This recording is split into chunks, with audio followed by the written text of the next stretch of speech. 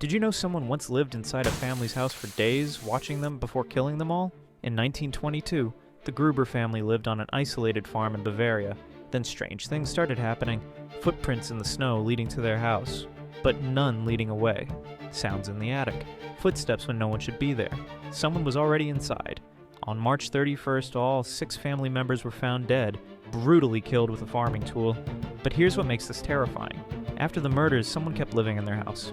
For days, they fed the animals, cooked meals in the kitchen, even sent the new maid away before she could find the bodies. Neighbors saw smoke from the chimney, but no family members. When police finally investigated, the evidence was chilling. The killer knew everything about their daily routines, where they slept, what they ate, how they lived.